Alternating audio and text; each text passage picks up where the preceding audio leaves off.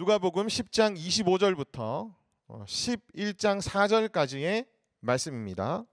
목숨과 힘과 뜻을 다해 하나님과 이웃을 사랑하라.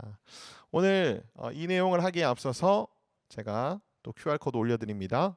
여러분 저희 오픈 채팅방에 아직 들어오지 않으신 분들은 이 방에 들어오시면 우리 프리젠테이션 자료라든지 실시간 유튜브 주소라든지 이런 것들을 확인하실 수가 있습니다.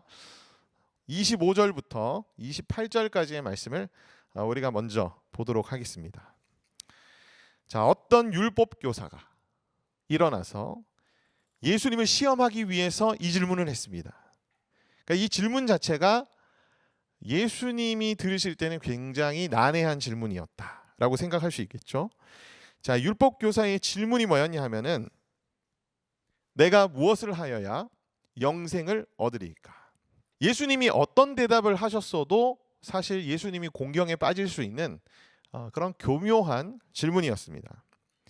항상 예수님께서 가르치셨듯이 나를 믿어야 너희가 영생을 얻을 수 있다라고 말씀하신다면 예수님은 율법을 경시하고 율법을 무시하는 그런 사람이라는 프레임에 갇힐 수가 있었어요. 반대로 그 당시에 대부분 유대 학자들이 얘기하는 것처럼 율법을 다 지킴으로써 영생을 얻을 수 있다고 예수님이 말씀하셨다면 예수님은 스스로의 가르침에 모순된 대답을 하시게 되는 거예요. 그러니까 이렇게 대답해도 저렇게 대답해도 예수님께서 굉장히 공경을 얻을 수 있는 그런 상황이었던 거죠. 근데 예수님께서 이때 뭐라고 말씀하시느냐? 율법에 뭐라고 기록되어 있느냐라고 그렇게 얘기하세요. 여러분 좀 난감한 질문들이 여러분에게 주어지거나 그죠? 생각할 시간이 좀 필요하다면 대응을 어떻게 하는 게 좋을까요? 질문으로 대받아치는 게 좋습니다. 여러분들이 이제 사역하시다 보면은 또 여러분들의 믿음의 후배들이 여러분에게 신앙적인 질문을 하는 경우들이 있을 수 있죠. 또 여기에 계신 분들 중에 많은 분들이 아마 소그룹 리더실 텐데 또 소그룹 하다 보면은 생각할 시간이 좀 필요한 그런 질문들을 하는 경우들이 있어요. 그때 여러분들이 질문으로 대받아치는 것은 바로 이제 예수님이 하셨던 방식을 여러분들이 따르는 것이다. 그래서 시간을 좀 버는 거예요. 근데 예수님은 사실 시간을 버실 필요는 없으셨습니다. 예수님은 이 질문을 함으로써 율법 교사가 어떤 생각을 하고 있는지를 그 당시 사람들과 우리들에게 이제 밝히고자 예수님께서는 이 질문을 하신 것이죠. 이때 율법 교사가 율법에 나온 대로 정확하게 대답을 합니다. 27절 말씀에 보면 내 마음을 다하여 목숨을 다하여 힘을 다하여 뜻을 다하여 주 너의 하나님을 사랑하라. 또한 내 이웃을 내 자신같이 사랑하라 하였나이다 라고 대답합니다. 근데 예수님께서 뒤이어서 뭐라고 대답하시죠? 내 대답이 옳도다. 이를 행하라. 그래야면 살리라. 여러분이 28절 보면서 여러분 질문이 생기지 않나요? 예수님의 이 대답이 지금 맞아? 우리가 알고 있는 복음과 예수님의 지금 28절에서의 말씀이 맞는 얘기야? 라는 질문 여러분 안 생기세요? 근데 예수님께서 이 질문을 하신 이유, 이 대답을 하신 이유가 있어요. 이 뒤에를 이제 우리가 봐야 되는데, 자 결론적으로 말씀드리면, 그래 율법 교사야, 네 말이 맞긴 해. 관로가 있습니다. 근데 그게 가능하겠니? 이 관로예요. 뒤에 이제 우리가 계속해서 살펴보겠지만은 예수님이 그래 네 대답이 옳아. 그렇게 다 행하면은 너 구원받을 수 있어. 라고 얘기한 것은 실제로 예수님이 무엇을 말씀하시기 위함이었냐면은 너 절대로 율법을 지킨다고 해서 구원받을 수 없어. 라는 말씀을 지금 하고 싶으셨던 거예요. 자, 이어서 아주 유명한 비유를 예수님께서 율법 교사에게 또 그 당시 자리에 모였던 그런 사람들에게 말씀하십니다. 자, 선한 사마리아인의 비유죠. 어떤 유대인입니다. 많은 학자들은 강도 만난 자가 유대인이었다고 그렇게 얘기를 하고 확실한 근거도 있습니다. 성경적으로 해석해 보면 이 유대인이 강도를 만나가지고 거의 죽을 지경에 이르렀어요. 제사장이 지나갑니다. 거들떠도 보지 않죠. 레위인이 지나갑니다. 피하고 지나갑니다. 그런데 어떤 사마리아인이 그 유대인을 보고 가만히 두지 않고 진짜 자기가 가진 돈과 자신의 모든 에너지를 쏟아서 이 강도 만난 유대인을 돌보아 줍니다. 고치기 위해서 애를 씁니다. 그러면서 예수님께서 이 비유를 하시고 36절 말씀에 내 생각에는 이 세 사람 중에 누가 강도 만난 자의 이웃이 되겠느냐. 이때 율법교사가 말씀하죠. 자비를 베푼 자입니다. 그렇게 얘기합니다. 자, 근데 우리가 29절 말씀을 좀 볼 필요가 있어요. 이 예수님이 선한 사마리아인의 비유를 하기 전에 율법교사가 한 얘기가 하나가 더 있습니다. 그게 뭐냐면 내 이웃이 누굽니까? 그런 질문을 이 율법교사가 해요. 근데 단서가 달려 있습니다. 왜 이 질문을 했을까요? 왜 이 질문을 했을까요? 자기를 옳게 보이려고. 다시 말하면 이 율법교사는 자신의 이웃을 위해서 정말 헌신적으로 율법을 행했던 그런 사람임에 틀림이 없었어요. 그래서 이 율법교사는 자기를 드러내고 자기를 옳게 보이기 위해서 굳이 예수님에게 내 이웃이 누굽니까? 예수님이 만약에 말씀하시면은 제가 다 시켰어요. 저 구원받을 수 있죠? 이렇게 이제 드러내고 싶었던 거죠. 율법교사는 자신이 정의 내린 이웃들에게는 완벽에 가까울 정도로 사랑을 베풀 어떤 그런 사람이었던 것 같습니다. 이 당시에 근데 유대인들이 가지고 있었던 이웃에 대한 보편적인 개념은 그냥 유대인들이었어요. 사마리아인과 이방인들은 유대인들에게 있어서는 이웃이 아니었습니다. 경멸의 대상이었습니다.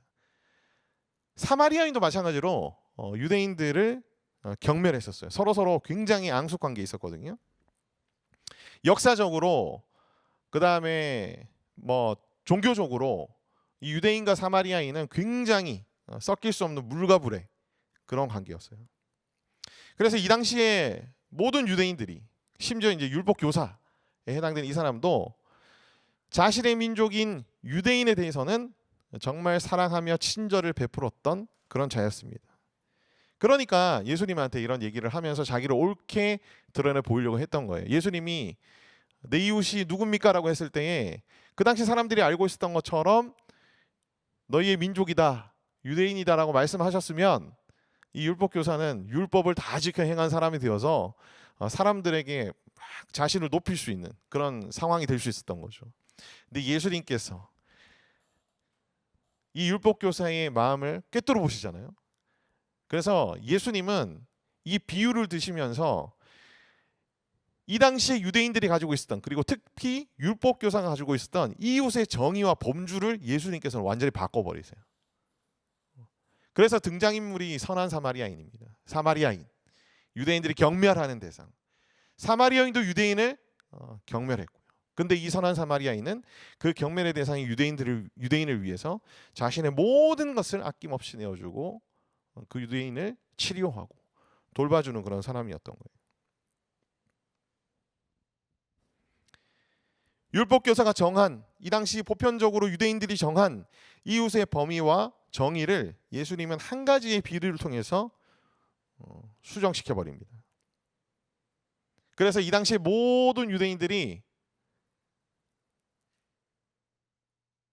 이웃을 완벽히 사랑해서 구원받을 수 없는 존재구나 우리는 이라는 생각을 가지게끔 예수님께서 그들의 생각을 바꿔버리세요. 자, 이 선한 사마리아인의 비유 속에 이웃을 자기 몸과 같이 사랑하는 자는 바로 도움이 필요한 자에게 자비를 베푸는 자입니다. 율법교사가 대답하잖아요. 누가 강도 만난 자의 이웃이겠느냐? 누구죠? 율법교사가 뭐라고 대답하죠?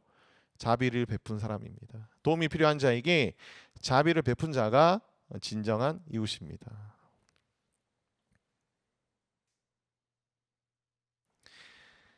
너희들이 생각하는 것처럼 너희들이 사랑한다고 하는 그 이웃이 아니야. 내가 말하는 이웃은 바로 모든 사람들을 대상으로 하는 것이고 모든 사람들을 향해서 사랑과 친절을 베풀지 않으면, 완벽하게 베풀지 않으면 어떻게 될 수 없다? 구원받을 수 없어. 영생을 얻으리까라고 질문을 했잖아요. 이 비유가 시작되기 전에. 그러니까 영생을 얻을 수가 없어. 그래서 이 선한 사마리아인의 비유의 사실 핵심적인 교훈은 인도주의적이며 도덕적인 교훈이 아닙니다.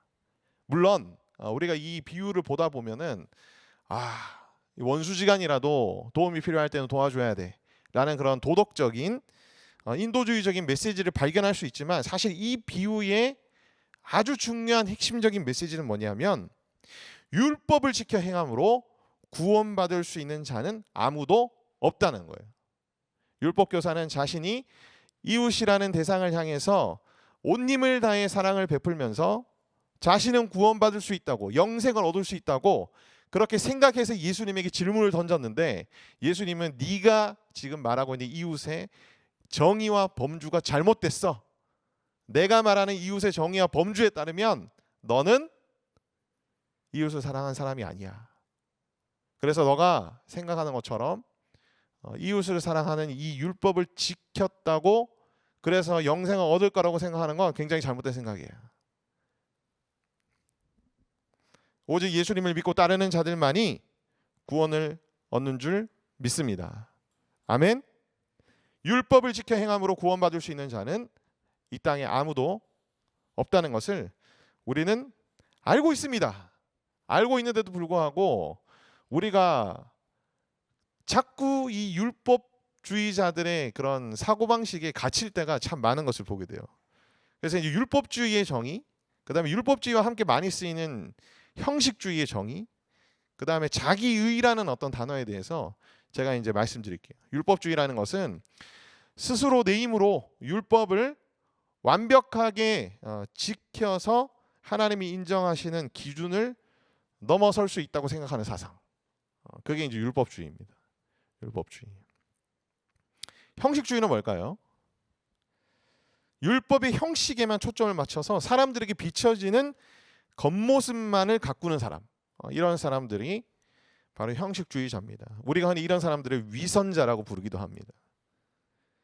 자기의라는 것은 무엇이죠? 옳고 그름의 기준을 자기 판단에 근거를 두고 있는 것.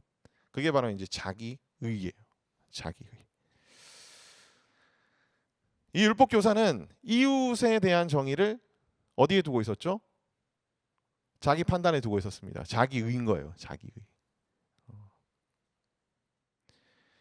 그래서 우리는 이미 다 알고 있습니다. 예수님을 믿음으로써, 또 예수님을 믿고 따름으로써 우리는 구원받았다는 사실을 다 알고 있지만, 그럼에도 불구하고 우리가 구원받은 자임에도 불구하고 자기의를 따르며 살아가는 그런 율법주의적인 모습들을 우리가 띌 때가 참 많은 것을 보게 됩니다. 물론 우리가 율법주의자가 되어가지고 내가 율법을 행해야 구원받을 수 있다라고 그렇게 말하진 않고 인정하진 않지만, 마치 율법주의자처럼 우리가 이제 살아가고 생활하고 있다면, 우리 안에 어떠한 위선이 있다면, 위선 없는 사람은 없습니다. 사실 여기서 제일 위선자는 저예요. 왜냐하면 여러분과 똑같은 죄인이지만 앞에서 되게 거룩한 말 하고 있잖아요. 여러분들 그냥 듣고는 있잖아. 사실 제가 제일 위선자예요, 여기서. 근데 여러분들도 나가가지고 그런 위선자의 위치에 될 때가 많을 거예요. 신앙의 선배로서 후배들 앞에 서서 그럴듯한 얘기들을 할 때, 믿지 않는 자들 앞에서 그럴듯한 거룩한 얘기들을 할 때, 우리 다 위선자가 되기가 너무너무나 쉽습니다. 그런 우리의 부족함과 죄악됨을 주님께서 고쳐주시고 깨뜨려 주시고 회복시켜 주시기를 소망합니다. 아멘. 자, 이어서 마르다와 마리아에 대한 이야기가 등장합니다. 이게 사실 다 따로 떨어져 있는 얘기 같지만 사실 오늘 우리가 본문을 좀 길게, 우리 강론 시간은 항상 본문이 한 20절에서 30절 정도 되거든요. 그 20절 30절의 스토리가 따로따로 다른 얘기처럼 보이지만 사실 연결되는 그런 또 중심 사상들이 있거든요. 자, 마르다와 마리아를 우리가 함께 보도록 하겠습니다. 이 이야기들을. 이제 장면이 바뀌어서 예수님께서 한 마을에 들어가시는데, 이때 마르다라 이름하는 한 여자가 자기 집으로 영접을 했습니다. 자, 영접한 사람은 누구? 초대한 사람 누구예요? 마르다라고 하는 여인입니다. 마르다라고 하는 여인. 마리아가 초대한 게 아니에요. 마르다가 초대했습니다. 그러니까 예수님에 대한 아주 특심한 마음이 있고 예수님을 막 섬기고 영접하고 막 그러고 싶었던 예수님에 대한 아주 특별한 마음이 있었던 사람이 바로 마르다였어요. 근데 예수님이 왔을 때 예수님만 온 건 아니겠죠. 제자들도 왔고 무리들도 있었겠죠. 마르다는 이 사람들을 다 대접하고 싶었겠죠. 맛있는 것도 대접하고 싶었겠죠. 그래서 막 정신없이 준비를 하고 있었습니다.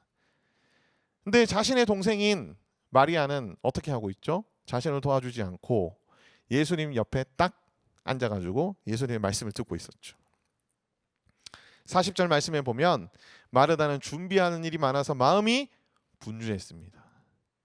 그러고 나서 예수님을 향해서 뭐라고 얘기하냐면은 주여 내 동생이 나 혼자 일하게 두는 것을 생각하지 아니하시나이까. 그를 명하여 나를 도와주라 하소서. 그러니까 동생을 향한 빡침과 예수님을 향한 원망이 이 마르다의 표현 속에 숨겨져 있지 않나요? 저는 그렇게 보이거든요. 이때 예수님께서 41절 말씀에 이렇게 말씀합니다. 마르다야 마르다야 내가 많은 일을 염려하고 근심하나 몇 가지만 하든지 혹은 한 가지만이라도 족하니라. 아, 예수님 너무 극티 아니야? 우리가 그렇게 볼 수는 있겠지만은 사실 이 성경을 기록한 저자들이 핵심적인 내용들을 적는 거기 때문에 우리가 그렇게 느껴질 수 있는데 예수님 그런 분 아니세요. 티스러울 땐 티스럽고 다정하시다 아주 다정하시고 그죠? 사랑이 많으시다 아주 사랑이 많으신 분이 바로 예수님이십니다. 우리가 이제 이 마르다와 마리아의 이야기들을 보면서 여기서 또 우리가 구원받은 자로서 어떠한 길을 걸어가야 되며 어떻게 예수님을 따라가야 할지에 대한 그런 아주 중요한 교훈들을 살펴볼 수가 있어요. 자, 마르다의 문제점이 뭘까? 마르다의 문제점. 자, 첫 번째는 너무 많은 일을 했습니다. 누가 시킨 것도 아니에요. 본인이 예수님을 영접하고 싶어서 너무 많은 일을 했습니다. 그래서 마음이 분주했죠. 그게 첫 번째 마르다의 문제였어요. 두 번째, 그 동생이 예수님 앞에 앉아 있고 예수님은 동생과 얘기를 나누고 기뻐하고 계시고 그 모습을 보면서 자기는 막 뜨거운 불 앞에서 요리하고 막 정신없이 왔다 갔다 하고 있는 그런 자신을 비교하며 마음이 어떻게 됐죠? 상했습니다. 마음이 상했어요. 이어서 예수님을 향한 원망을 내뱉습니다. 이 마르다의 문제 세 가지. 마르다가 시험에 든 이유가 무엇일까요? 이거 우리가 사역하다 보면 굉장히 많이 경험하는 것 중에 하나거든요. 주객이 전도돼 버렸어요. 자, 마르다는 주님을 위해서 일을 하기 시작했습니다. 근데 그 일을 너무 잘하고 싶어 했던 나머지 주님을 생각하지 못했어요. 그렇죠. 우리가 처음에 사역 같은 거 시작할 때에 어때요? 막 하나님이 은혜 부어주셔가지고 막 너무 뜨겁고 감격스럽고 그래서 내가 주님을 위해서 뭐라도 해야 되겠다라고 생각해서 시작했는데 그 일을 잘 해내기 위해서 열심히 하다가 목적을 잃어버리는 경우들이 참 많습니다. 그래서 목적을 잃어버리면 방향을 잃어버리고 방향을 잃어버리게 되면 뭔가 어그러지게 되는 거예요. 그래서 여러분들이 하시는 일뿐만 아니라 특히 이제 교회에서 사역하실 때에 여러분들이 목적을 분명히 하는 것이 굉장히 중요합니다. 내가 주님을 위해서 하는 것이지. 주님은 이걸 기뻐하실까? 그걸 여러분들이 항상 물으시면서 여러분들의 사역들을 감당하시기를 바랍니다. 마르다가 시험에 든 또 다른 이유가 있어요. 예수님께서 이렇게 대답하시죠. 한 가지만 하든지 몇 가지만 하든지 족하니라 이렇게 말씀합니다. 그러니까 이제 지금 마르다의 역량이 어떠 있다는 거죠? 한 가지 또는 뭐 두세 가지 정도, 몇 가지 정도의 역량인데 마르다는 지금 뭐 10가지, 20가지 일을 하려고 했던 거죠.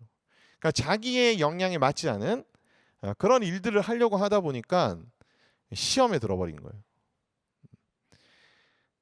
욕심이 생길 수가 있습니다, 사람이. 그리고 그걸 다 해내는 자기 자신을 보면서 만족스러움에 또 빠질 수가 있죠. 그러한 욕심과 자기 만족 때문에 우리가 내가 할 수 있는 역량보다 너무나 많은 일들을 하게 될 때 시험에 들기가 쉽습니다. 또는 교회에서 목사님들이 네가 아니면 절대 안 돼. 너밖에 할 수 있는 사람이 없어. 이렇게 얘기하면 막 그죠? 거절할 수가 없잖아. 거절할 수가. 그러면 하나를 하게 되고 또 하나를 하게 되고 또 하나를 하게 되고 나의 역량은 한 3가지 정도인데 막 교회에서 맡기는 게 10가지 20가지가 돼버리면 터져버립니다. 터져버려요. 자신의 역량을 자신의 역량보다 더 많은 것들을 하게 되면은 시험에 들 수가 있습니다. 그 하는 일이 거룩한 일이라도. 그래서 사실 우리가 이 마르다 마리아의 이야기들을 보면서 몇 가지 우리가 좀 강구해야 될 게 있어요. 많은 분들이 또 많은 성경을 보시는 분들이 마르다가 되지 맙시다라고 얘기하는 경우들이 종종 있습니다. 저는 근데 성경을 보면서 마르다 같은 사람이 교회에 없으면 교회가 돌아갈까요? 예수님 앞에서 그냥 예수님 말만 듣고 있는 마리아. 손님들은 지금 뭐 여러 명이 막 와 있는데 아무것도 안 하고 있으면 여러분 되겠습니까? 교회의 사역도 마찬가지로 마르다 같은 사람이 없으면 안 돌아가요. 안 돌아갑니다. 그래서 마르다가 되지 맙시다라고 얘기하면 안 되고요. 어떤 마르다가 돼야 될까요? 슈퍼 마리아. 마르다, 슈퍼 마르다. 좀 그냥 순화된 표현을 쓰면은 아주 성숙한 마르다가 되는 것이 중요합니다. 성숙한 마르다. 여러분 다 성숙한 마르다가 되시길 바랍니다. 자, 성숙한 마르다가 되려면 이 3가지 정도 여러분들이 강구하시고 이제 또 여러분들이 스스로를 돌아볼 필요가 있어요. 자, 첫 번째. 요즘 이제 메타인지라는 그런 단어를 많이 쓰죠. 메타인지가 뭡니까? 쉽게 말하면 자기 자신을 자기가 객관적으로 인식할 수 있는가에 대한 인지가 바로 이제 메타인지입니다. 메타인지. 현재 자신의 한계 상황 그리고 나의 역량, 자신의 캐파에 대해서 객관적으로 자기 인식하는 것이 굉장히 중요합니다. 중요해요. 피터 드러커라는 현대 경영학의 아버지는 조직과 개인의 성장을 위해서 필요한 것이 단 한 가지다. 그 한 가지가 여러분 뭐라고 얘기하는 줄 아세요? 피터 드러커가 얘기한 거. 피드백이라고 해요. 피드백. 자기가 자기 자신에게 또 남들을 통해서 자기 자신의 피드백을 듣는 거. 그걸 통해서 뭐가 생기죠? 메타인지가 생깁니다. 자기 자신을 객관적으로 보는 그런 눈들이 생기는 거예요. 영적인 영역에서도 여러분 메타인지가 필요합니다. 특히 저는 이제 설교자이기 때문에 제가 앞에서 막 설교를 막 하다 보면은 이제 여러분들이 막 고개도 끄덕끄덕 걸어주고 끝나고 와가지고 막 몇몇 사람들이 목사님 오늘 너무 은혜 받았어 이러면 저는 진짜 오늘 설교를 대박 잘한 줄 압니다. 근데 제가 사역했던 친구들도 너무나 성숙한 친구들이라서 와서 은혜 받았다고 얘기하기를 좋아하는 친구들이 많이 있어요. 저는 절대 속지 않습니다. 저는 절대 속지 않아요. 근데 자기가 자기의 어떤 역량을 더욱더 발휘하고 개발하려면 저 같은 설교가는 어떻게 해야 될까요? 집에 가서 제가 제 설교를 들어봐야죠. 그렇죠. 가장 촌철살인으로 저의 설교에 대해서 가감없이 피드백 해주는 분이 저희 집에 또 계세요. 제 아내입니다. 감정적으로 받아들이면 안 되겠죠. 그게 보편적인 거고 일반적인 거고 그게 3자 객관적인 평가인데 그걸 제가 받아들이고 저 나름대로 소화해서 뭔가 또 업그레이드를 시켜야 발전이 있는 거죠. 메타인지가 필요한 거예요. 여러분도 메타인지가 필요합니다. 여러분들이 일적인 부분에 있어서도 마찬가지고 여러분들이 사역하는 부분에 있어서도 마찬가지예요. 누군가가 평가해주고 누군가가 피드백 해주는 거를 절대 감정적으로 받아들이지 마세요. 하나님 나라를 위한 사역에 있어서 여러분 필수적인 게 뭔지 아세요? 우리가 하나님 나라 일이니까 그냥 하면 됩니까? 안 되죠. 더 잘해야죠. 더욱더 잘해내야 됩니다. 그러니까 하나님 나라의 사역을 위한 일도 여러분 우리가 피드백 받을 필요가 있어요. 자기 평가, 자기 객관화 필요합니다. 사역이 우선순위를 둘 줄 알아야 돼요. 두 번째로 사역들에게 있어서도 우선순위들이 있습니다. 우선순위들이 있어요. 자기 역량과 캐파가 큰 사람은 우선순위 둘 필요가 없어요. 다 할 수 있으니까. 근데 특히 캐파가 적고 역량이 적은 사람들일수록 이 우선순위를 잘 부여하는 것이 굉장히 중요합니다. 내가 감당할 수 있는 선에서 우선순위가 높은 것들부터 감당을 하시고 감당이 안 되면 그때부터는 그걸 너무 억지로 하려고 하지 않았으면 좋겠어요. 그래서 여러분 제가 이 얘기하면 지역교회 목사님도 되게 싫어하실 수 있는데 목사님이 콜링할 때요. 여러분 물론 잘 기도하셔야 됩니다. 그리고 하나님 마음 주시면 하셔야 되는데 아니라면 여러분 거절할 줄도 아셔야 돼요. 하나님이 때로는 너 그거 아니야 라고 하실 때도 있어요. 거절할 줄 목사님이 한 얘기라고 해서 무조건 다 받아들이다 보면은 여러분 다 터져나갑니다. 때로는 거절할 줄도 아셔야 돼요. 하나님 나라를 위해서. 그러니까 한두 개만 하면은 족한데 다 하려고 하다가 어떻게 됩니까? 다 빼앗겨 버리는 거예요. 아무것도 안 되는 거지. 마지막 세 번째가 중요합니다. 내가 여기까지 얘기하면은 여러분들이 막 격려받고 힘을 얻어가지고 사역 다 때려쳐야지. 목사님이 이제 얘기해도 절대 안 할 거예요. 막 여러분 이제 막 그런 힘을 얻으실 수가 있는데 이 마지막이 중요해요. 마지막이 핵심입니다. 한계를 확장하셔야 돼요. 한계를 확장하셔야 돼요. 주님을 위한 모든 일은 다 중요합니다. 우선순위가 부여될 수 있지만 우선순위가 낮은 것도 주님을 위한 일이라면 다 중요한 거예요. 따라서 내가 할 수 있는 역량만 있다면 다 할 수 있어야 됩니다. 다 할 수 있어야 돼요. 그를 위해 나의 한계를 확장하고 더욱 캐파를 늘리는 여러분 되시길 바랍니다. 한계치까지 한번 해보세요. 한계치까지 해보시면은 물론 힘들고 토 나옵니다. 근데 시간이 조금 지나서 돌아보면 내 한계치가 더 늘어나 있는 것을 여러분들이 확인하실 수가 있어요. 더 확장됩니다. 그러한 은혜를 여러분에게 허락해 주시기를 소망합니다. 자, 이제 누가복음 11장 1절부터 4절까지의 말씀. 장이 바뀌고 이제 기도에 대한 내용들이 나옵니다. 저는 이 11장 1절에 제자들이 먼저 예수님한테 기도에 대해서 가르쳐 주세요. 이렇게 얘기합니다. 방금 전까지 무슨 얘기가 나왔죠? 힘과 뜻과 목숨과 마음을 다해 주님을 사랑하고 이웃을 사랑하는 자가 되라. 그 다음 성숙한 마르다가 되라. 여러분 그거 쉽지 않습니다. 이거 어려워요. 근데 여기까지 지금 누가 기록하고 난 다음에 바로 11장으로 넘어가서 뭘 얘기하죠? 기도에 대해서. 근데 특히 제자들이 기도를 가르쳐 주시옵소서라고 예수님에게 그렇게 얘기합니다. 자기 의를 버리고 하나님의 의를 따르는 것, 목적을 잃지 않으면서 사역의 역량을 키우고 한계를 확장하는 것, 성장하는 것, 이것을 가능하게 만드는 것이 무엇일까요? 우리 신앙의 행위 중에서 바로 기도라는 거죠. 기도. 그래서 우리가 기도에 대해서 오늘 좀 제대로 알고 구체적으로 알고 예수님이 가르쳐 주신 기도에 대해서 우리의 기도 생활에 좀 접목하는 그런 시간 되기를 소망합니다. 자, 주기도문에 대한 내용이 마태복음 6장에도 나오고요. 누가복음 11장에도 나옵니다. 근데 마태복음 6장에는 예수님이 가르쳐 주신 주기도문의 내용이 7가지예요. 근데 오늘 우리가 보고 있는 누가복음에는 5가지가 나옵니다. 자, 뭐가 없는지는 여러분들이 동그라미 X 표시를 보면 아시겠죠? 자, 뜻이 하늘에서 이루어진 것 같이 땅에서도 이루어지다는 누가복음에 없어요. 그리고 마지막에 다만 하기서 구하옵소서도 누가복음에는 없습니다.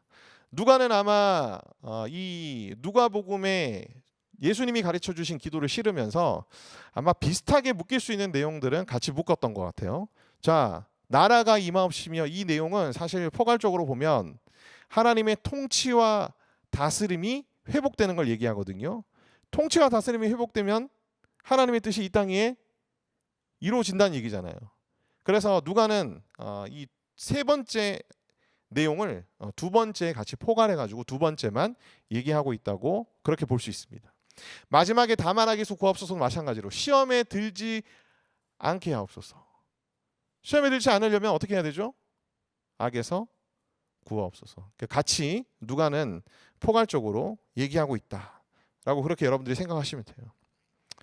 자, 이 부분이 아마 들으신 분들도 있겠지만은 우리가 다시 한번 복습한다는 생각으로 보도록 하겠습니다. 주기도문의 특징이에요. 마태복음의 주기도문 7가지를 중심으로 해서 제가 특징을 좀 도표로 만들었습니다. 자, 주기도문에는 먼저 무슨 내용이 나오느냐? 주님을 위한 기도 제목이 먼저 나옵니다. 몇 가지가 나오죠? 3가지가 나옵니다. 3가지. 그 다음에 나를 위한 기도 제목이 그 다음에 나오게 되죠. 그러니까 우리가 기도 생활을 할 때, 기도할 때, 여러분 우리 기도할 때 주로 누구를 위해서 먼저 기도하죠? 뭐 시작부터 끝까지 사실 나를 위해서 기도하잖아요. 여러분 뭐 주님의 나라와 주님을 위해서 기도하십니까? 잘 아시잖아요. 그죠? 솔직하게 얘기해서 하나님 힘들어요. 하나님 이거 주세요. 나 필요해요. 채워주세요. 결혼하고 싶어요. 뭐 이런 얘기.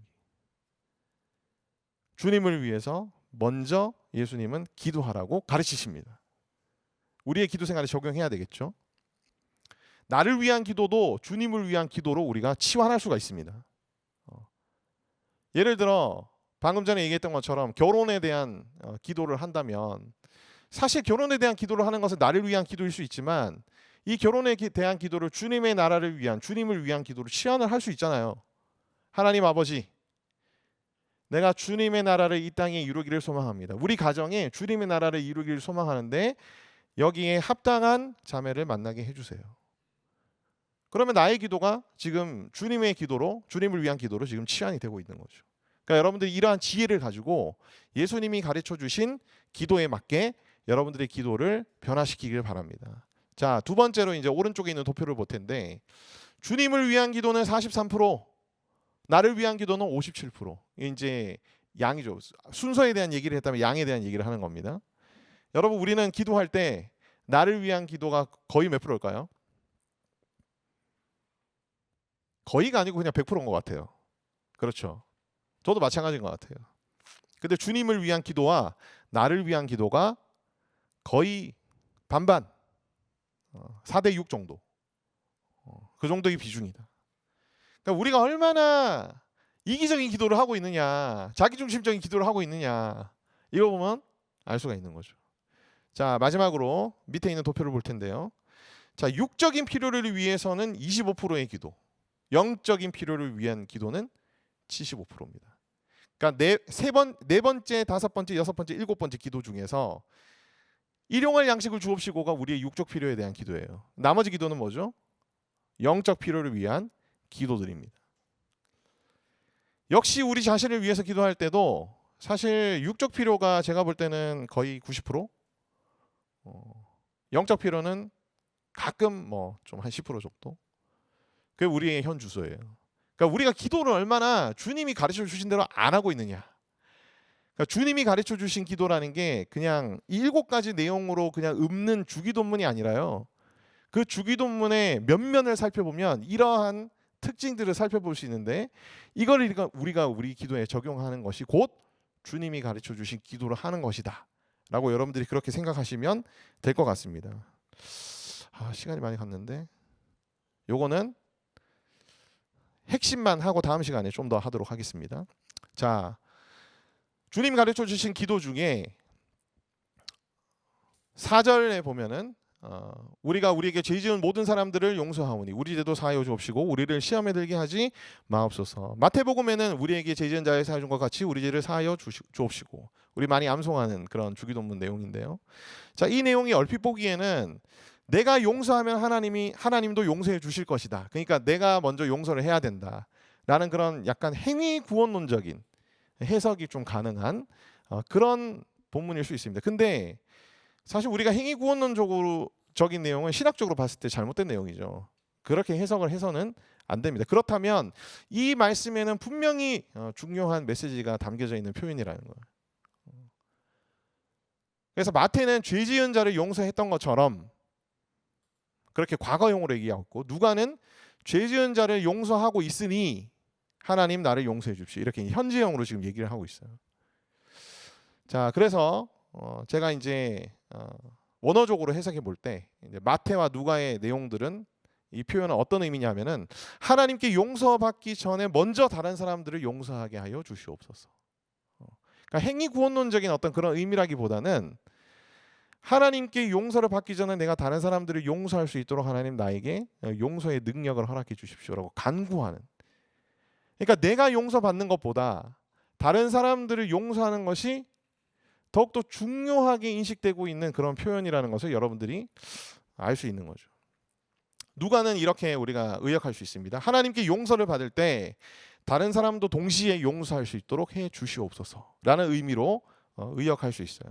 결론입니다. 하나님의 용서의 조건을 말하는 그런 내용이 아닙니다.